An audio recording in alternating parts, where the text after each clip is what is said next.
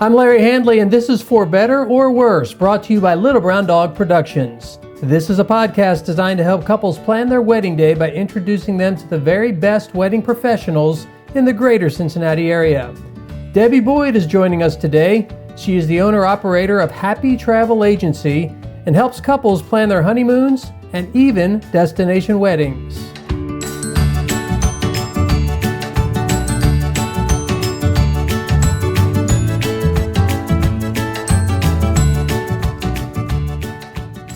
So it's called Travel Happy Agency. I read on your website, it's almost 10 years. Well, yes. Well, was it? Gosh, that may be a typo. I think it's been 8.5. Well, that's close. That's close. Yeah. That's exciting. Oh, it is. Why'd you start doing it? So I swore that I would never do sales again after being in sales in Southern California. Yeah. But when we moved here, I was getting kind of antsy. It was kind of, my boys were in school, and Joe and I decided we wanted to go to Mexico for the first time. So we were scared to book it ourselves. So we put, Facebook had just come out, and we put out there, hey, would anybody are there still travel agents? Right. And so a couple of people, at the time we were at the Vineyard, and someone said, hey, I go to your church and I would love to help. I'm a full-time travel agent. Okay. So she set us up, did a great job.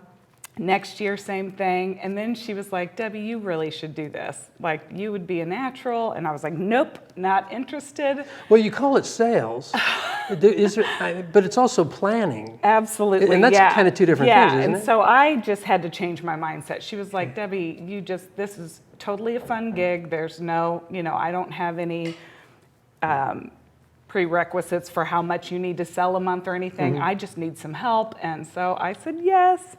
Because Joe was like, Deb, I think you're going to really like it. You love people, you're just going to be talking to people about vacations. That's fun. Right. So I did. I just kind of jumped into it. She gave me some clients that she was, needing assistance with. And then the next thing I knew, I was doing it full time. So. Working for her? Yes. Okay. Yep. And then I went out on my own about 2 years ago. It was 2 years ago in October. So 2017, okay. I decided to just start my own agency, so Travel Happy Agency, and I didn't skip a beat. It's just been so fun.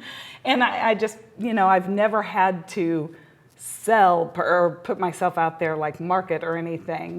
Facebook and social media is such a natural way to do this. It is. I just post pictures and people are like, I want to go there.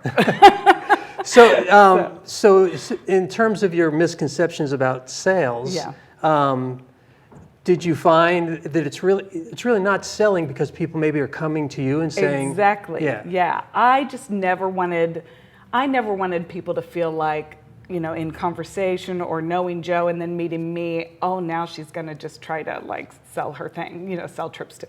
I just have always been uncomfortable with that. Right. But yeah, I've never had to initiate the conversation. People are always reaching out. And so you do all kinds of planning for travel, but we're here to talk mainly about weddings. What I noticed, again, on your website, it's a great thing, discovery on websites. You also do and help with destination weddings. Yes. Let's talk about that a little bit. So again, I fell into that. With everything that I sell, you start out with what you know. You sell what you know. So at the beginning, I had only done cruises and all-inclusives and Disney World. And so those were the things that I felt the most comfortable. But then a friend that I know here, a friend of hers was getting married, and she was like, Debbie, doesn't Debbie sell travel? I could sure use some help. And so I said, give me a week. And so I just did some webinars, and it was, I just kind of fell into it. And so I took her on as my first destination wedding client. Where was it? It was in Punta Cana at the Majestic Elegance Resort. And again, it was just so fun to do. I gave her a few options. I gave her 3 different options, based on the things that she said that she wanted. And that location was just perfect. And they took the best care of her. And so basically I just listened to her and what her desires were, and then got her connected with the wedding coordinator on property. And we just worked together. I booked all the travel for all of her guests, and then the wedding coordinator there on site took care of her once she got on property. How many guests did she have? So she had, I think it was 72 folks. Yeah. To me, that sounds monumental. Yeah. Was it a big deal? Oh, it was a big deal. Yeah. Yeah, and it went so smooth. Everyone showed up on time. Everything aligned. It was a June wedding, and she got there. There were a few little snags here and there, as there always are. Oh my goodness! And in fact, now that I know about you all, I will always recommend that they bring their own photographer and videographer, because that was probably the biggest issue. They used who was recommended on site, and after the wedding, after they got back, it was a week went by, and 2 weeks and 3 weeks, and so they did end up getting everything, the videos and stuff. But you do end up learning a lot and continue to learn a lot, right? Oh my goodness, yes. Every new scenario brings a new learning experience, doesn't it? Yeah. So let's go back to honeymoons, because I think you probably do more of those than destination weddings. Is that correct? I would say those are my favorite to plan as well. Yeah. Typically, does a couple come to you and they know where they're going, or are they relying on you to help them find a great place? I would say 70 to 80% have a good idea. Like, they'll know, I want one of these 3 destinations. But sometimes they come and they're like, we have no idea. And so that's where the website comes in helpful, because it gathers some basic information. And then I've just learned to ask, several clarifying questions. But I love it when we can just hop on a phone call.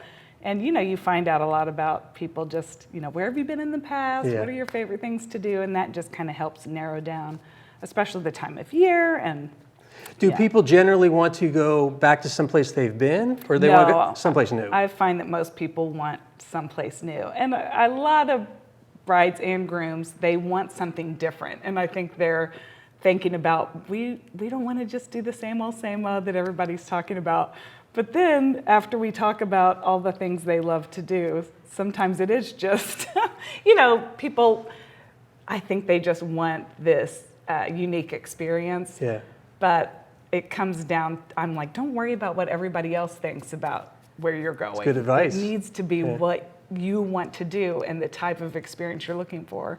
And, that budget word, because sometimes they want Bora Bora or these extravagant places. But I think it's interesting, because in regards to what you're saying, don't worry about what everybody else is thinking, just do what you want to do. Yes. I think certainly in the time we've been doing weddings, which is about 10 years, 8 years, it's changed a ton in that regard, where it's not the same old. You can do anything you want. Oh, it's so true. Yeah. And I guess it's true in terms of travel, too. Oh, my goodness, yes. I've just found that a lot of times when they can get rid of everybody else's expectations or what everybody else thinks they should do, and we just talk about, here are some options and what is offered on property in the surrounding area. They're like, oh, gosh, yes.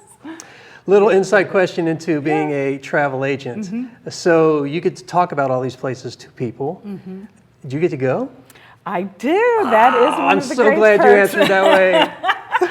Not all the places, but a lot of the tourist boards of these different destinations want travel agents to come so that we can experience firsthand, what they're selling their products, yes, exactly. Right? And they know that once we experience it, it's so much easier for us to sell it. So I think my first, they're called FAM trips, so familiarization trips. And when the first year that I became an agent, I went to Cancun and I think I saw 18 properties in 6 days. Wow. That's a lot. So it's fun, but it's work. Oh, it is. Yeah, everyone was like, oh, you're so lucky. And I'm like, listen, we start at 7 in the morning and don't end till like 8 at night. But so good for us to go. We usually have a meal at each of the properties, so that we can taste the food and taste the drinks and see everything. And we stay at 2 or 3 different properties so that we're getting that experience as well. So when you're there, do you ask specific questions in regards to what you're dealing with? Oh, absolutely. And we meet with the wedding coordinators, and so we really get firsthand information and get to meet those folks so that then we have contacts at each property. So that puts my clients at ease, so that if they know that if something goes wrong or they need something, that I have contacts right there. So that's super helpful. I'm So grateful. have you been doing this long enough that if someone's wanting to go to Punta Cana or Cancun, you know names? Oh, yes, Yeah. and that's the best part for us, so then we have that personal touch. Yeah. And when our clients get there, it's really special if who we know on property is there that day and can greet them, and that's that extra touch. So. When a couple is at a destination you've set up for them, and this is so old-fashioned, so pardon me, do they send you a postcard? They don't. I've had that happen a couple of times. Really? But now the virtual way of that is they tag me on Facebook and send me pictures, and it's like my favorite thing. Is it? It really is. I probably stalk people a little bit. I'll look them up on Facebook, and I'm like, Because they're posting. oh my goodness, I can't wait to see their pictures. I've done that to you all on your trip. Well, you have planned several trips for us. Yeah. 2 to Cancun. Yep. 1 to Punta Cana, right? Dominican Republic. Yeah. They were great. Yeah. They're great. Didn't you go to Jamaica too? No, but we're talking about okay. going to That's Jamaica. right. That's Yes. right. So Yeah. prepare for a call. Yes. Yes. So what's the process look like when a bride and groom, a couple, I guess initially contacts you? What's the process look like? So they either call, even these days I get texts a lot of times, it's so funny. I have booked an entire trip just by texting before, without even sending like an official quote. Some folks just know what they want, but most of the time they reach out by text, a call or email, and they, introduce themselves and say, initially what they want. I then get back to them with, questions to kind of narrow down what they're really looking for. And then I send 2 to 3 quotes. I don't like to send more than that just because I truly think it gets a little overwhelming. They already are dealing with so many decisions with their weddings that I'm like, I'm here as your personal shopper to help you find what you're looking for without looking at a gazillion things as you probably already have online. Yeah. I do find that most of them reach out to me because they've become so overwhelmed with all the choices online. So I then send them 3 choices, and that's usually all it takes to narrow down what they'd like. Now, when you send these choices, in a sense, are they recommendations from you? Typically, yes. I try to keep my personal feelings out of it, but I will tell them if I've been there and why I would recommend these places. But yeah, I would say they are recommendations from me. What is required to get a recommendation from you? What's important?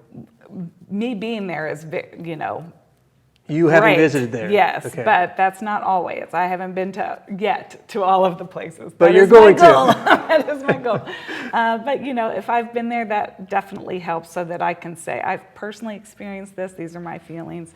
If I've sent someone, that's even better. But, if they've got a great reputation in the industry, if they've got everything on their wish list, if they say I want A, B, C, and D, and I send them only, D, then that's, so I've tried to give everything on their wish list. If I've been there, that's great. If I've sent lots of other folks and they've, told me all the great things about these places, then that's great too. Are there travel agent secrets to deciphering social media reviews? Can you trust them? It's a great question.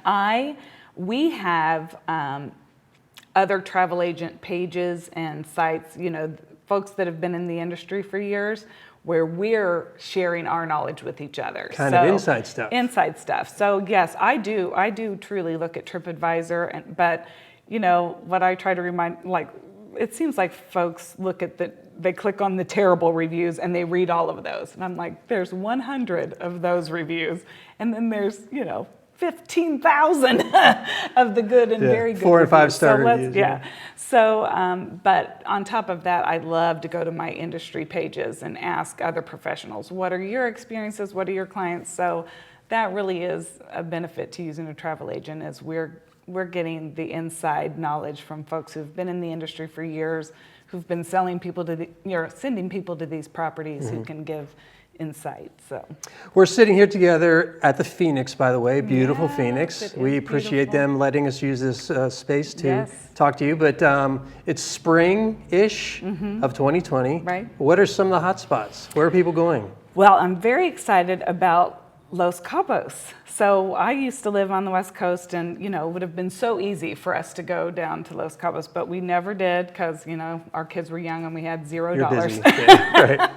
But now Cincinnati, it's great to live in Cincinnati because we have nonstop charter flights to Los Cabos, and it's such a great destination. Even still, there's still flights available, over the next month, but they'll start back up the end of May through August. And these are the only nonstop flights to Los Cabos, so that's nice. But folks are loving it because it's, that vast beach that everyone loves. Yeah, big beach. Especially bride and grooms picture themselves walking on that holding sandy hands. Beach, holding hands. Sunset. And you don't want to think of the seaweed that gets wrapped around your feet, and as the Caribbean has struggled with over the last couple of years. You will not see that in Los Cabos. I mean, it's truly that picturesque experience. So I got to go there last summer and visit, 10 of the top resorts with honeymooners in mind, and fell in love with it. Really, really I like the desert landscape and the beach and palm trees, awesome. Combined. Yeah. Describe for me the ideal couple you like to work with. And follow-up question before you even answer. Do you mainly work with the brides, or do the grooms get involved with this? I love that you asked that. I love it when the grooms reach out to me because I think it's so very sweet to hear, they really want to get this right. They're like, You mean like they've been given this task? Well, like that, a lot of them, this is the only task they've been given with the wedding planning process. Yeah. So they're like, okay. So I love working with them because they typically just really trust me. And I love that. Yeah. I'm like, I really do position myself as the expert because I've been doing this a bit. And so I love it when they are, let me know the things that they're looking for, and I can really zone in and help them pick something that they know that their bride is going to love. Yeah. But bride and groom together, I love when I get to work with them together. So the ideal couple is when they know what they're looking for and they trust my recommendations. I mean, that's the ideal client. Trust is huge. Yeah, it's trust really is big. huge. So when, how far in advance? I mean, wedding planning, for example, it's not a month process anymore. You got to do it a year out in advance plus. I have planned them in a month, and those are doozies. But what's ideal for you? I would say at least 6 months. Okay. But I can do anywhere from 6 months to a year out. Flights don't usually come out until 10 to 11 months before. So I typically recommend waiting until you get that package. You really are going to get a better deal with flights packaged with your resort. So you mentioned earlier that it's great living in Cincinnati. Is this a good destination to fly from? It is. I think we're really lucky. Like I said, we've got the nonstops to Cabo. We've got great flights to St. Lucia, to Grenada, all the Barbados, really all of the hot spots. You're going to connect with a lot of these islands that are farther south. But, I see most connections through Atlanta or Charlotte, and I think we have a lot to offer, and a lot more now with these charter packages. We can get nonstops to Los Cabos, Punta Cana, Jamaica, Cancun.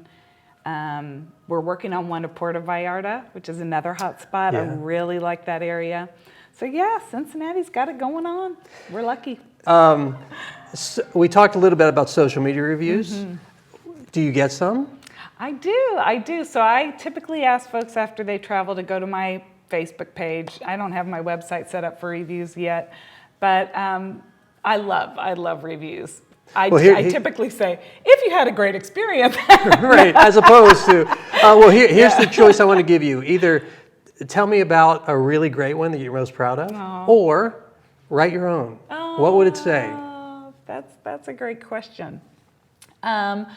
Well, my favorites are, I do have one that comes to mind. There was a couple that brought their kids to one of my favorite resorts. I think I sent you all there, the Royalton Riviera, Cancun.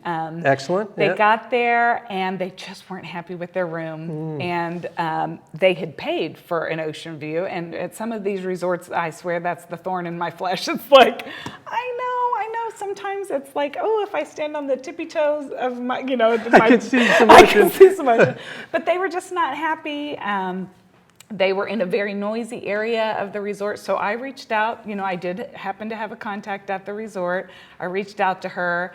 She not only got them changed, but went to visit them personally and said, we understand and we can't always make the change, based on availability, but they sent them to the best room on the top floor. Yes. The views were, it was pretty amazing. And so I got pictures from them. They posted those on my Facebook page, so I definitely felt like, I was happy that my connections came through for them. Absolutely. And they had a great experience. So. All right, before you go, Yeah. Two things. One is, because I have you held hostage here right now, Yep. I need some free advice. Okay. On planning a trip, anything you want. Planning a wedding trip, a honeymoon, or just planning a trip in general. Okay. Give me something good that people can use. Oh, goodness. Call a travel agent, preferably me. No, Debbie truly, Boyd. Yeah. No, really, we all have things that we're experts in. We all have our niche. And so why not let, a travel professional help? Most of us don't charge a service fee, so it's just super fun to be able to help.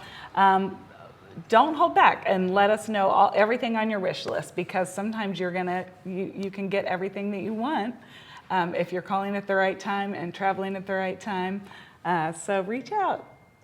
And finally, if someone wants to get a hold of you to plan a trip, a honeymoon, a destination wedding, give me some contact information. Okay, so the easiest way is just to go to travelhappyagency.com. That's my website, and all of my other contact details are there.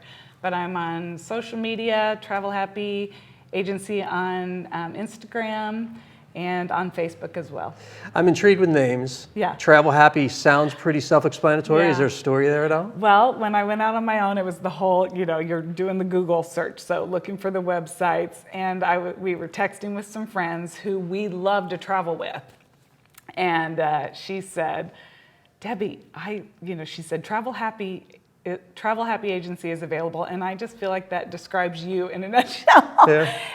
And it took a minute, and I was like, I think you're right. And then my husband has a production company, and he asked one of his coworkers to design the logo, and so it's just a piece of luggage with a smiley Rebel face. Pilgrim, by the way. Oh yeah, there you go. Yeah. A little plug for Joe. But he designed just a very simple piece of luggage with a smiley face, and I was like, that fits me. Awesome. So, yeah. What else? Did I forget anything? You want to talk about anything else? No, you're so good at this. You made it so easy. I was so nervous. Nicely done. You want to keep going? No, I'm good. Is there lunch? Did you provide lunch? No? We'll find something for you. Thank you.